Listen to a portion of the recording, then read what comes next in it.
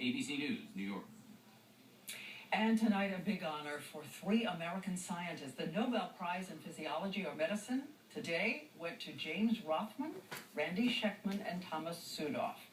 They will share the prize. Together, they mapped a chemical pathway inside the human cell, which could hold the key to battling diabetes and brain disorders.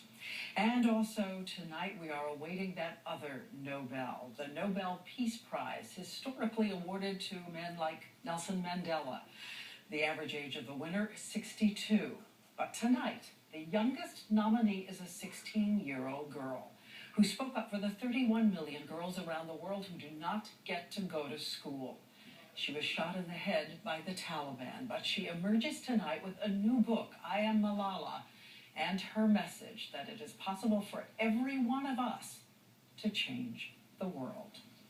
Out of a valley 7,000 miles away, a powerful light. We are starving for education. For us, it's like a precious gift. It's like a diamond. Tonight, a tiny Pashto child may be the bravest girl in the world.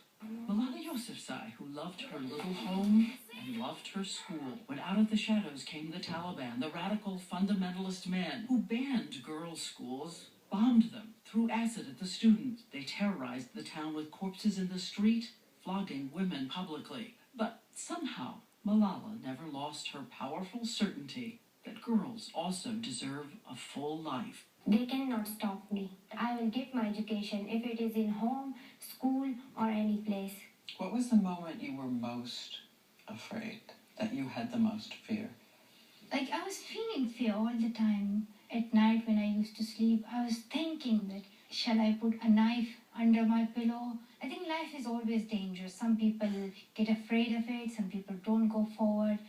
But some people, if they want to achieve their goal, they have to go. And so, somewhat like Anne Frank, Malala decided to write a diary and send a message to the world, anonymously. And then at age 11, on camera, online, one of her first interviews calling for help. We must have the confidence to say that this thing is going wrong, and we must raise our voice. And by her side, navigating through fear and hope, her father, a teacher, who knew his little girl was all possibility.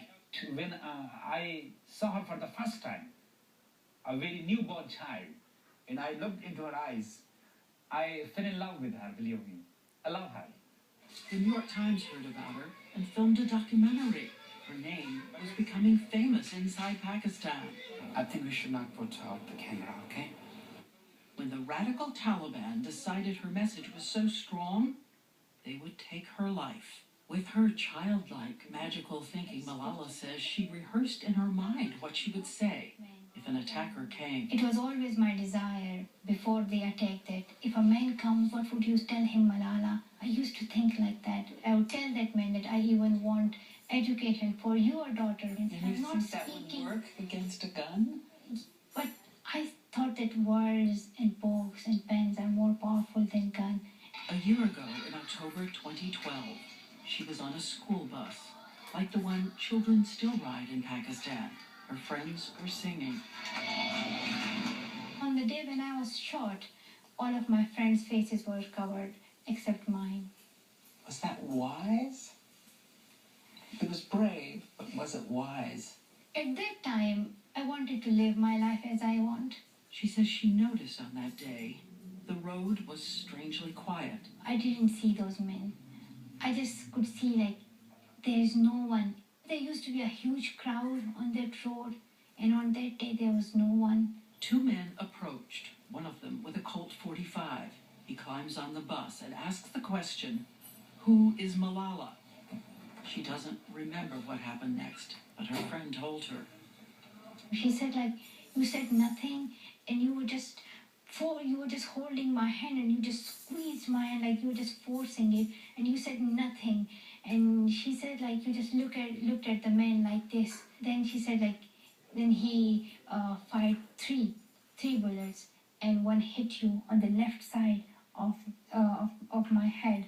I would have been doing like this. So I hide my face because there was gunpowder on my fingers. A child gravely wounded.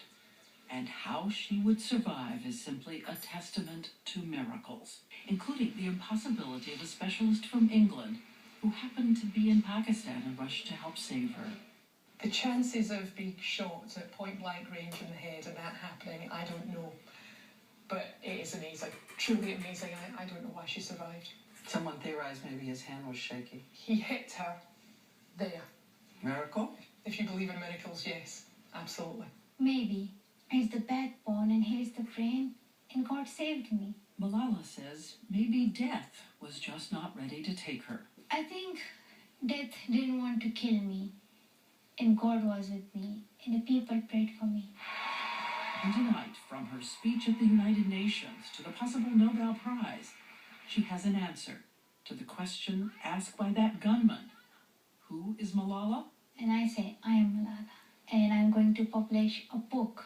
And I want to tell girls all around the world that education is important. Raise up your voice for education. They thought that the bullet would silence us, but they failed. I am Malala. Weakness, fear, and hopelessness died. Strength, power, and courage was born. We are Malala! And tomorrow, her new book, I Am Malala, hits bookshelves. And later this week, we'll tell you more about that series of miracles that saved her life. And also, we'll take you inside the world of radical Muslims, including women, asking them to explain why they think a child could be such a threat. And that will be Friday, a special edition of 2020 Unbreakable, an ABC News exclusive at 10 p.m. Eastern. And still ahead right here on World News, the violent crash of the giant sports